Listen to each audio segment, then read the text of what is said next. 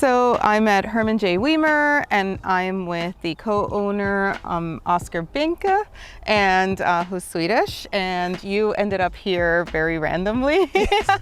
Not randomly, but No, I went to school here, upstate New York. So that's about 20 years ago, and got involved with agriculture and wine, and through some side steps left and right, I found myself meeting Fred, a winemaker here and a very good friend of mine, and also talking to Hermann Wiemer himself. And so that's how when he wanted to retire, we took over here about 15 years ago. My first time here was 6 years ago, or 7 years ago. Wow, it's like time really flies. And it's interesting because it's the same in a good way, but there's also a lot of evolution here. So tell us a little bit more about how your wine has evolved in the past 10 years.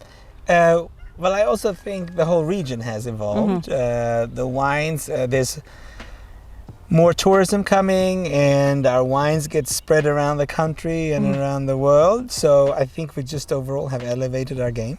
We are higher quality wines. We have higher demands on us. That we need to make better wines. But there's definitely a big increase of interest of our wines. Riesling is showing up on wine lists across the country. Riesling is kind of your core product, but you're also doing some other interesting wines. Can you tell us more about those? Yeah, so I mean, when Hermann started here 40 years ago, focusing on Riesling was the main thing, mainly because it's a cold, hardy variety, and it's still the focus today. So we do focus on Riesling, and as we talked about before, what we're doing nowadays is getting into organic farming and biodynamic farming and more vineyard specific wines and so forth. So that's still the drive, but as a complementary to that, it's definitely some red varieties such as Cabernet Franc. The other thing is sparkling wines. And you guys have a wonderful sparkling wine. I don't want to be biased, but if you come here, you have to buy some sparkling wine. That's right. Good on you. Yeah, there's actually a long history of sparkling wines in the region. Over the last 20 years or so, you have a few other wineries are also focused on traditional sparkling wines with Chardonnay and Pinot Noir based varieties, but also Riesling.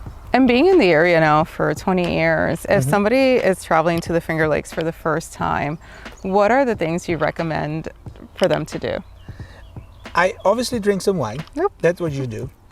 But I think you should also enjoy the nature. I think people are coming here for all the hikes, you know, the gorges and the waterfalls. It's becoming a little more child-friendly here nowadays too. And with that now, with wine, comes the culinary aspect too. So check out the local restaurants. They are doing some wonders. So here is not only vineyards, but you guys have a full farm. I saw a few hens along the way. Yeah, we saw the chickens on the way up here. You know, I talked a little bit about before about Wiemer have a historical importance here. Hermann was a pioneer in the Finger Lakes. Today, we're also working on being rather progressive in our agriculture, as I mentioned too, viticulture practices, where we've exploring organic farming, biodynamic farming, and also being very good shepherds of the lands. So we have over the last 6 years now introduced biodynamic farming here, and then you look at the whole biosphere and the ecosystem of the farm.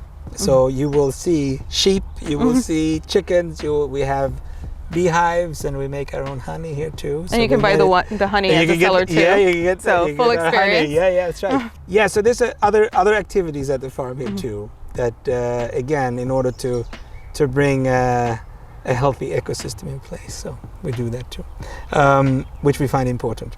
Which in the long run, and even in the short run, helps the wine quality too. It's all interconnected. You know, we haven't, going back to biodynamic farming or organic farming, we haven't used herbicides here for 15 years, which we've seen help the vigor of the vine and the health of the soils, and therefore leads to resilience in the vines, which gives better fruit and so forth. There's a lot of, it's all connected. And so you are an agronomist by trade? Yeah. So you came from Sweden, did your master's here, and so this is what you and Fred do. You guys are beyond winemakers, you're also farmers. Yeah, we try to look at the big picture also. Yeah, that's right. But it all ends up here, which is good. And Seneca Lake. Seneca Lake. Yeah. Well, thank you so much, Oskar, for having us. And make sure you check out Hermann J. Wiemer. And they also, how many states do you guys sell your wines in now?